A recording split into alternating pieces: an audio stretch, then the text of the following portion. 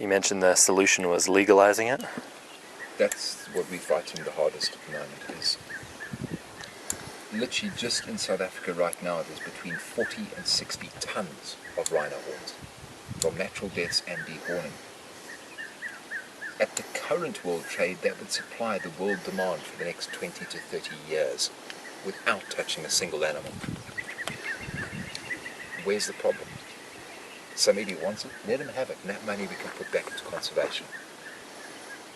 And one of the biggest things that we, both Zimbabwe and South Africa, are fighting now is saying to the world, if we can legalize the trade, 50% of the money must go to conservation, 25% to the government, because if they don't see a profit, they're not going to help, and 25% to the local communities.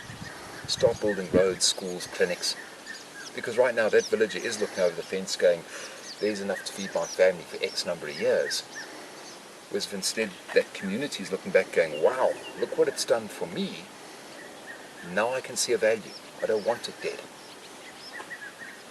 It's got to be a win-win. And sadly, if we don't do it, they are history. Well, nobody loses with that solution, do they? Not well. The few individuals that are poaching. I'm getting away with it. Yeah. All I care about is that they're alive.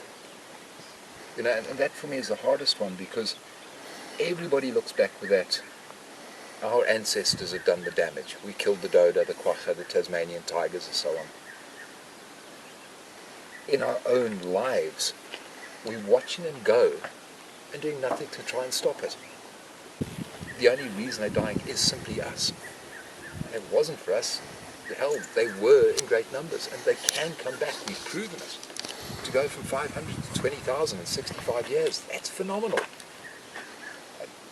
It's not that they can't breed, it's not that they can't survive. We're just not letting them. There's the problem.